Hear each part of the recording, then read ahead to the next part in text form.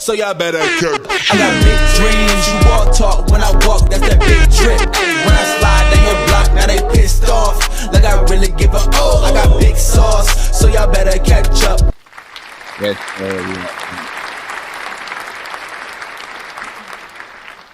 you know what I'm saying?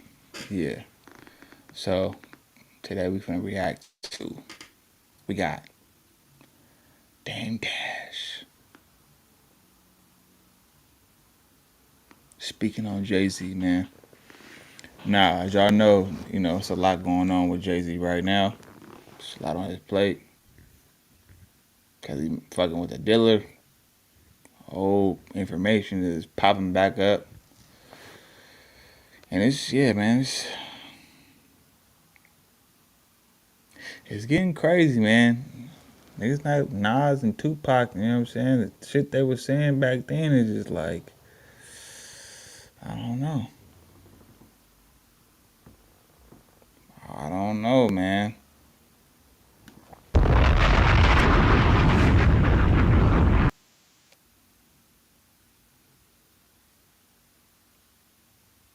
Everything's just been going crazy, man. I'm telling you, everything is just on fire right now.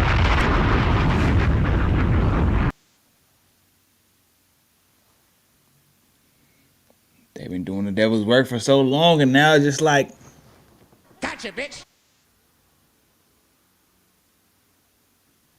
I'm just saying, man. I'm just sitting back looking like, Damn! So with that being said, we're finna go get into this reaction right now. You know what I'm saying? Make sure y'all go ahead and like, comment, subscribe to the channel. If you're new here, we on the road to 2,000 subs. And yes, man. Yeah, man. And we got the super chat, so you know what I'm saying? Look, if y'all wanna ask questions and everything like that, you know what I'm saying? Tap in, send a super chat. It's all good, it's all good, it's all good. But without further ado, let's go ahead and get into this reaction, man. Let's go.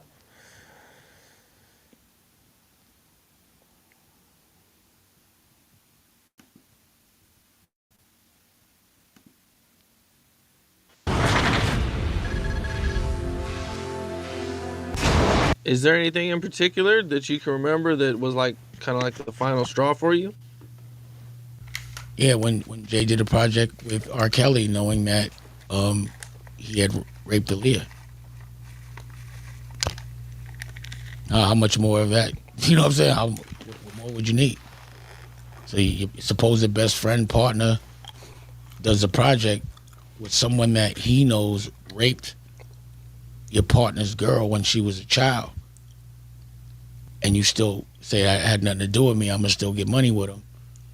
You know, that you know what's crazy though? Because, and will be having me like I was tripping out about, I was looking at old photos, right?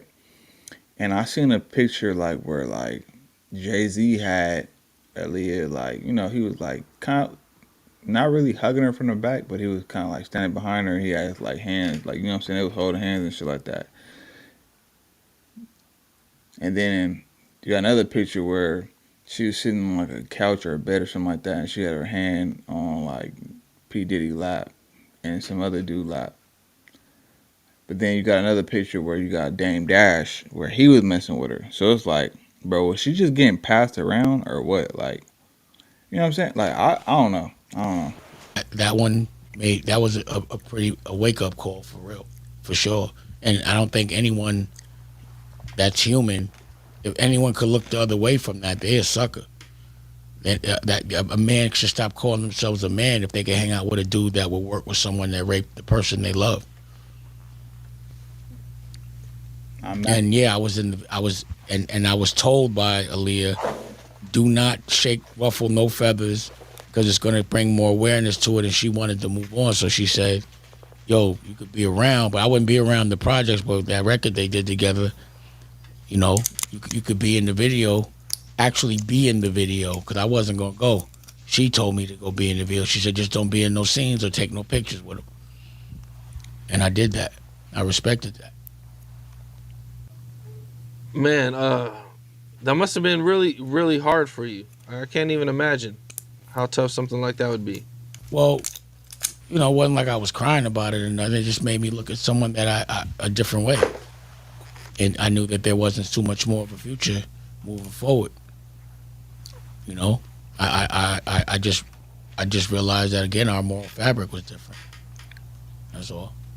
Were you surprised when R. Kelly finally was arrested? I mean, because he had been getting away with all types of stuff for like a really long time. I mean, I think at a certain level you get like a 30-year run, and after 30, it's like almost like the devil comes and says, "I'm gonna give you 30 years to do what you want," but then it turns out bad. So I was surprised it took so long for something to happen, just based on what I was hearing. I was surprised it took so long for people. Bro, and like that's and when you think about that, it's just so crazy, bro. Like the whole thing with the industry, like it's like, and that's facts. You know what I'm saying? Like I feel like that's a definition of like selling your soul. It's like, okay, yeah, I'm gonna give you what you want for this amount of time. You're like you're on borrowed time. You're on borrowed time already as it is because you know what I'm saying. Like we live in these vessels and these bodies, but we're not gonna live forever. You know what I'm saying? You don't know when you're gonna go. But then on top of that, though, you're gonna go even outside of that and like double down and take a risk where it's like you're gonna get everything you wanted in life. It's almost like that shit where it says that saying is like um, um what is it called? It's a man. What is a man to gain the whole world and lose himself? I think that's what it is.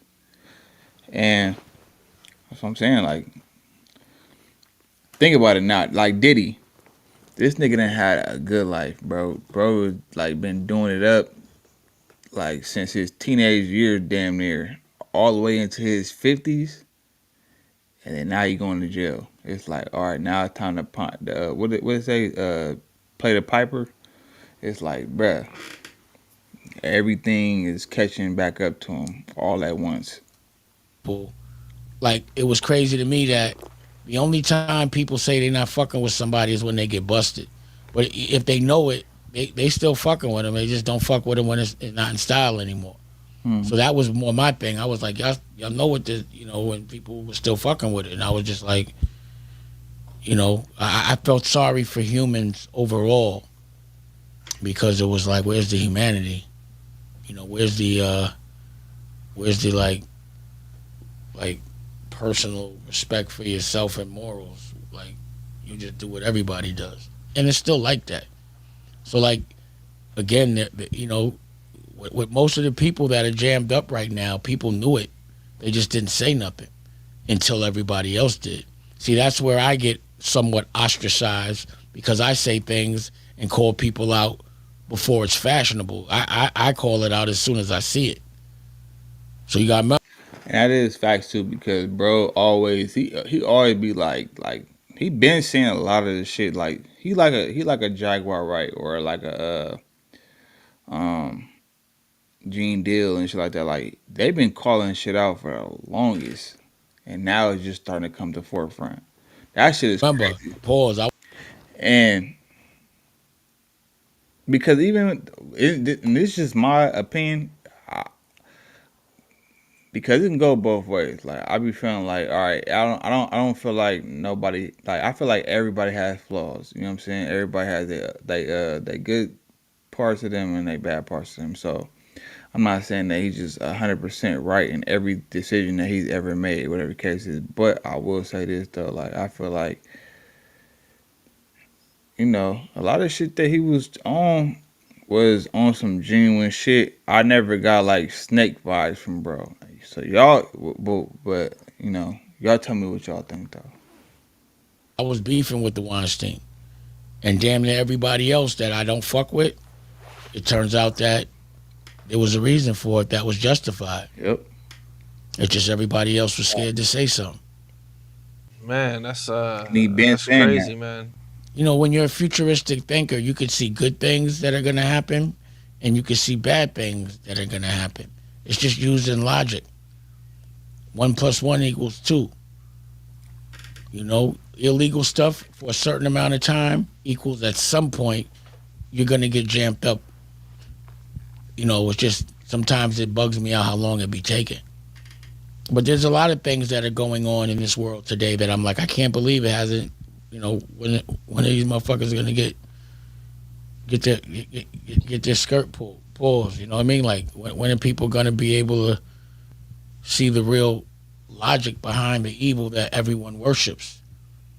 Is unconsciously worshiping someone that's evil devil worship?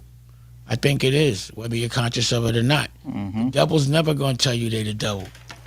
And it's funny that he said that, because I was thinking about this. It's funny that he said it because it's almost like the same thing as like when you say about like, for instance, I don't celebrate holidays and shit like that, right? All right, so cool. And people be like, oh, why you don't celebrate Thanksgiving? First of all, Thanksgiving is about the massacre of, what I'm saying, my people and shit like that. So obviously, hell no, I'm not going to celebrate that. But also, it's just like,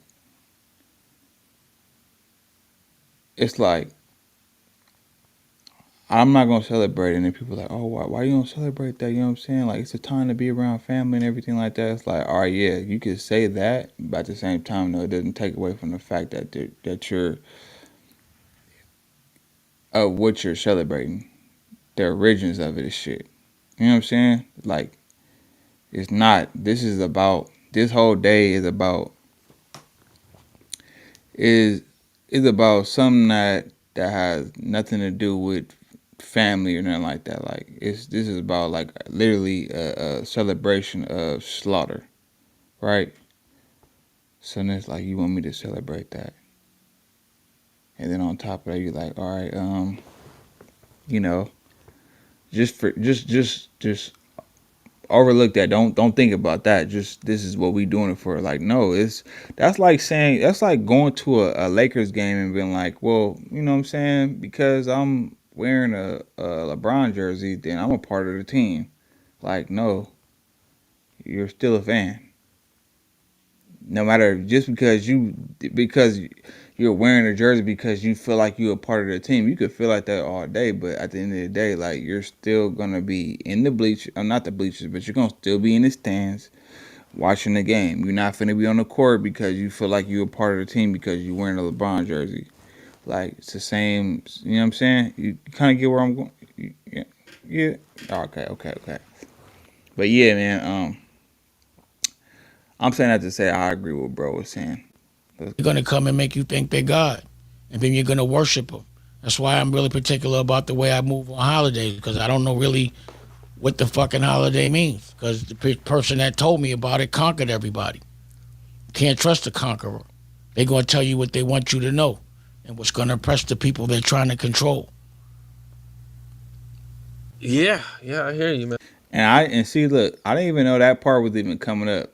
But look, that just goes. I'm just saying. There's definitely a lot of people out there that it seems like, things haven't caught up with them yet, man. That's a fact. Again, the people that you like, I can't believe they're getting away with that. At some point, that runs out. It's not soon enough. But, karma takes its time. It does, man. It sometimes it takes a while, but when it hits them hard. And it's usually over for him, like R. Kelly. I mean, he's done. He never get Weinstein. Done. It caught up to him.